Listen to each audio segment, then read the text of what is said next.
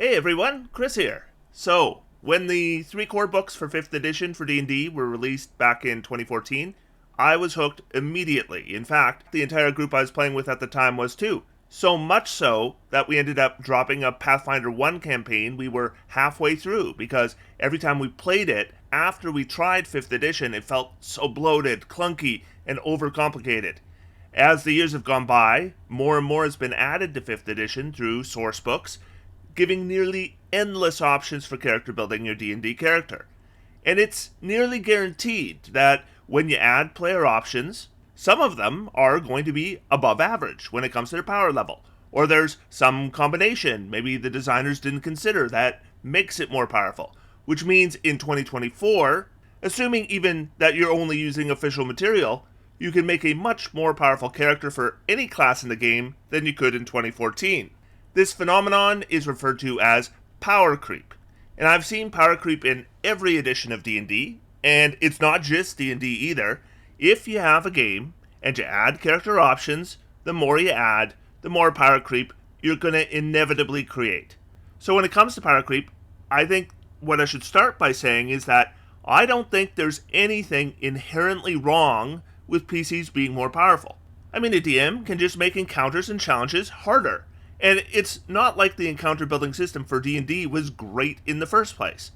And I can actually cite examples of power creep in D&D that I think ultimately are good for the game. And in my next video, I'll give those examples and make my case. But that's not what I'm going to do in this video. What I want to do in this video is discuss some of the most egregious examples of power creep that 5th edition has seen, and why I think they made the game worse. And I want to start with earlier examples. So my first example needs a disclaimer that this particular example has since been corrected. But when Volo's Guide to Monsters came out, it gave the player a bunch of new options for races, and one of them was the UNT Pureblood. Now, this is considered legacy content since the UNT was updated in Mordenkainen Presents Monsters of the Multiverse, but from 2016 to 2021, the most powerful race in D&D, and this was pretty much undisputed, was a UNT Pureblood. So the UNT started with some pretty standard racial traits like dark vision, and they got some spells they could cast like poison spray, and then animal friendship, which could be cast an unlimited number of times but only with snakes, and the suggestion spell, which is a pretty solid spell.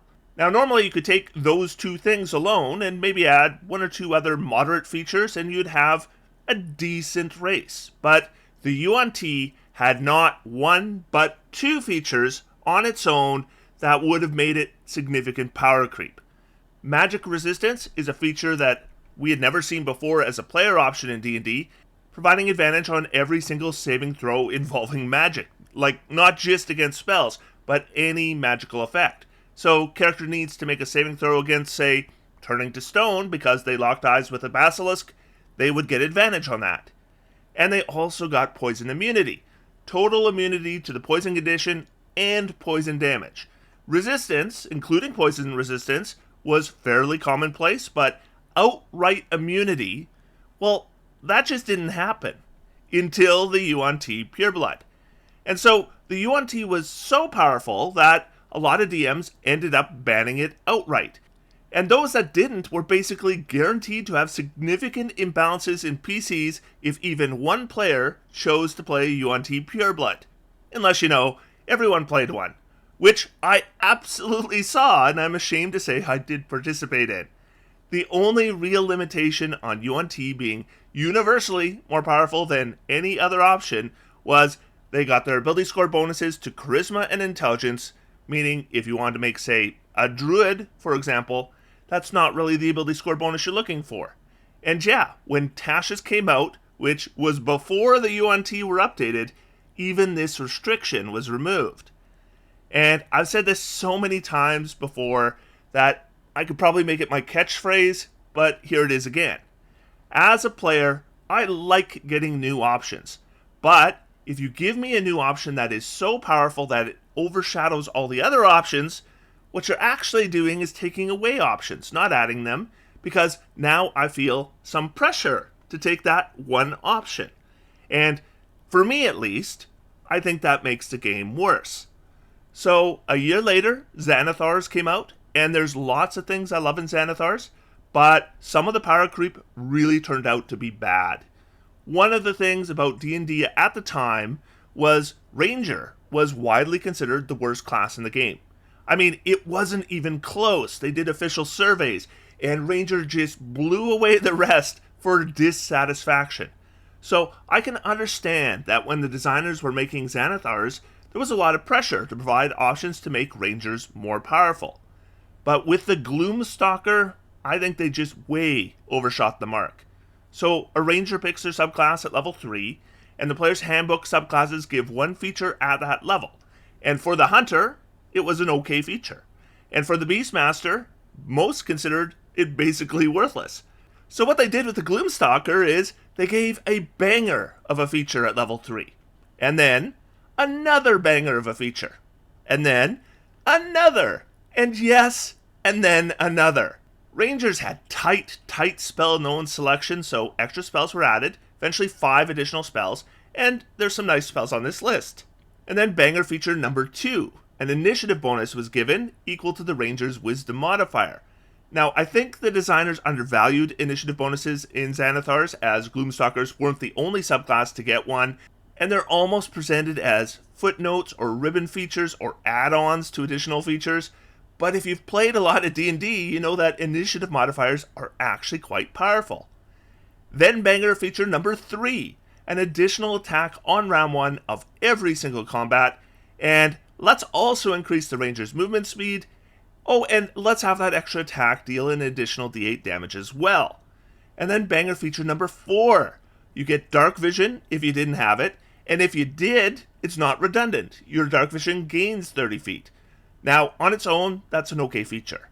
So let's give the Gloomstalker what's essentially a permanent concentration-free greater invisibility against any creature requiring dark vision to see them. You know, like most creatures, if you're in darkness, in those situations, which come up a lot. That's advantage on every single attack, disadvantage on every single attack against you, inability to target the Ranger with any spell or trait that requires that you're seeing the target, and the ability to hide anywhere. The power creep of the Gloomstalker is so egregious that 3 levels in Ranger to access all this stuff is pretty much essential to any high damage weapon build. And when I see Rangers played in D&D, despite supposedly having 8 options for subclass, I see Gloomstalkers at least 90% of the time.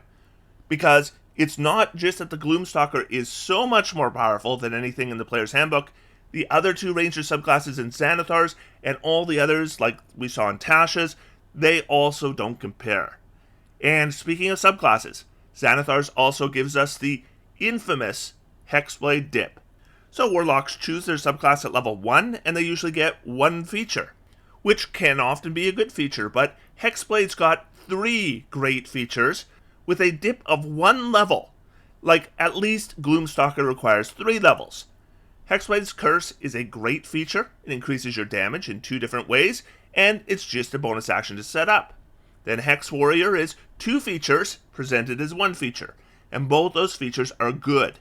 One gives you medium armor and shield proficiency, that's saving your Warlock a feat right there, and then you get to use your Charisma bonus on attacks with the weapon, allowing you to be both a spellcaster and a weapon user, and improve both by focusing on a single ability score. Or, as is commonly done, focus on your aura protection, while also improving your weapon ability. Now, I would argue that if you take enough levels in Warlock, there are more powerful subclasses than the Hexblade, because dipping 1 or 2 levels in Warlock is so ubiquitous in D&D that Hex Dip has just become part of our lexicon. Can you fit a Hex Dip on that build? Is such a common question that nobody wonders what they mean or wonders why they would want it.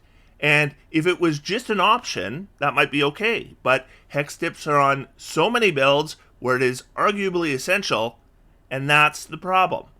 And we're not done with Xanathars, because let's talk about scribing spell scrolls. Because Xanathars gave us updated rules from the Dungeon Master's Guide for crafting magic items, which, you guessed it, favor the player. But the one that I think went too far were the new rules for scribing scrolls. So this rule allows players to scribe scrolls more quickly and cheaply than the Dungeon Master's Guide, but more importantly, they removed the need for a formula to scribe a spell scroll, meaning it's no longer in the DM's hands to deny you that formula for a first level spell that is abusable with massive numbers of scrolls. Now, it's all or it's nothing. If you include scroll scribing, all prepared or known spells are available automatically. So if you think Goodberry abuse can be bad with rest casting, how about 100 scrolls of Goodberry? So if I'm DMing a campaign, this is something I need to think about. Will this get abused? Maybe I shouldn't allow crafting. Or maybe I should limit downtime. Or maybe I should use the Dungeon Master's Guide rules instead. These are considerations I didn't used to need. And I would hear about it in the comments if I didn't remember to mention Elven Accuracy. Not only is this much more powerful than the other feats in this book, but because it's a racial feat, it means any character you make that takes this feat has to be an elf. And when I did power tier rankings for races, one of the most common criticisms I received was not ranking all elves higher. Why? Because elves can take Elven Accuracy. I mean, that's pretty bad when one of the primary incentives to play a particular race is access to one feat. And with that, let's move on to Tasha's Cauldron of Everything, and that contains a bunch of power creep. Now, as I said at the beginning of the video, I don't think all power creep is bad, and that's true for a lot of power creep in this book. I mean, overall, I really like Tasha's, including a number of options which I would gladly admit are significant power creep. There's a few, though, where I think they messed up. And two of them are cleric subclasses, Peace and Twilight Domains. Now, it's not just that they're more powerful than the other cleric subclasses, because we can look at Monk, Sorcerer, Bard, maybe more, where the most powerful subclass options for these classes are in this book. But there's two reasons I think these two in particular are bad for the game. The first is that, unlike other classes, Cleric just happened to be that class that, first off, had a ton of subclasses that were remarkably well balanced against each other, and all reasonably good options that didn't need a more powerful big brother. But also, some of the features here I just find bad for at least my play experience. So you got a straight class Twilight Cleric, and we all know they add just a ton of temporary hit points to the characters. And you know what? That's not my problem with it. My problem with it is that it provides them every round. So the player is saying things like, and you get temps. Did you add your temporary hit points? Did you take any damage? Because you get temps. This feature would be so much less aggravating if it was just like a burst. And if you're charmed or frightened, well, you aren't anymore. And here's a bunch of temporary hit points, and we're done. I've been asked how many temporary hit points this should provide to make it an acceptable feature. And I have to answer that it's not the quantity of temps that's the problem, in my opinion. It is the frequency. Oh, and this may be more of a personal irritant than a real problem for the game, but 300-foot dark vision? Really? When you have a system where 60 feet is standard and 120 feet is exceptional? 300? And when I read the Peace Domain, protective bond seemed like an obvious problem to me. But as the years have passed, I found the real problem of Peace Domain is emboldening bond. This feature is so powerful with a one-level dip in Peace Cleric that the term Peace Dip is becoming as well known as Hex Dip. In fact, I see it more commonly than Hex Dip these days. And now that UNT have been updated, arguably the most powerful race in the game is the ultra-generic custom lineage. Like, why be a variant human, where your maximum first level ability score is going to be 17, when you could have an 18 instead? And, hey, have dark vision too. And it's not that custom lineage is all that more powerful than other racial options. It's that custom lineage should really be that, none of the races really fit this concept, so I'll take this generic option instead. But instead, it's usually the absolute best option because almost all builds are hungry for feats, and custom lineage is better than the other free feat option. Okay, moving on. So, to be honest, I think the player racial options presented in Mordenkainen Presents Monsters of the Multiverse overall are excellent. Weak options were boosted, and overtuned options were scaled back.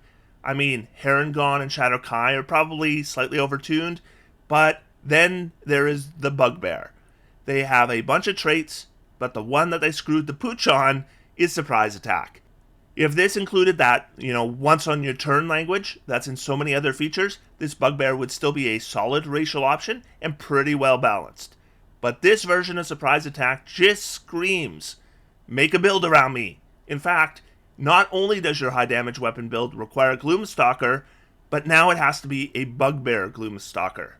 At least, though, unlike Custom Lineage, the Bugbear, thankfully, is only the best option for one very specific kind of character, instead of, pretty much all the rest, like Custom Lineage is.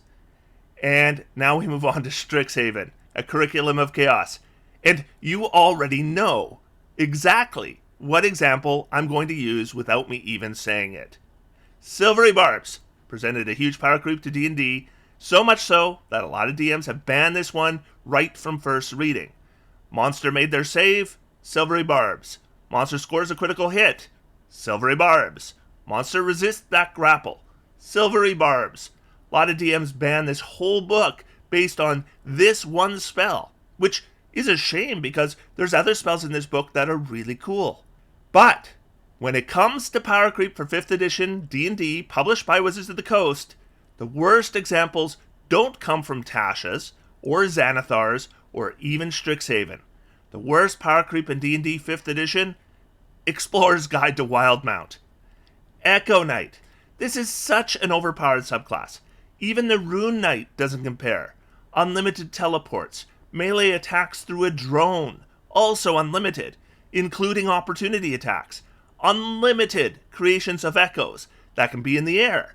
I mean, at publication, it was overwhelmingly the most powerful fighter subclass. At least now the Rune Knight is somewhat comparable.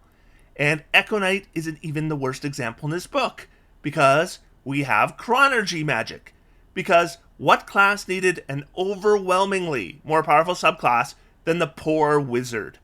Every single feature is powerful, and some are outright broken, like having any check, attack, or saving throw automatically succeed or fail with your reaction, or hand off spellcasting to your familiar, including concentration, but not including the higher casting times. Oh yeah, and let's give them access to exclusive spells that are also overpowered, like Gift of Alacrity and Fortune's Favor and Immovable Object. Chronergy Magic Wizard might be the worst example of bad power creep in D&D. And this is interesting. So, while planning this video, I was going through the official source books for 5th edition on D&D Beyond, and Explorer's Guide to Wildemount, it's not here. There's Eberron, and Ravnica, and Ravenloft, no Wildemount. I found it down here in partnered content, despite being an official Wizards of the Coast release. I guess because it wasn't written by the D&D team.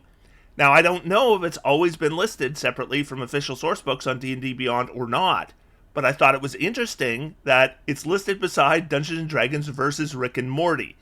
So maybe I shouldn't include it as power creep from official source books. So I could swear we were told by the D&D team that this was official D&D content at the time. Anyways, these examples aren't the only examples of power creep that I think are ultimately bad for 5th edition, but these are the worst examples.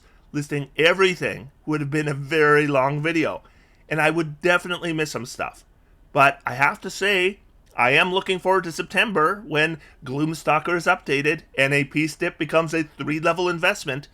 But in my next video, I'm going to cover some power creep that I think makes D&D a better game. And until then, I'm going to sit back, relax, and have some fun. D&D is for everyone. Thanks everybody, and I'll talk to you soon.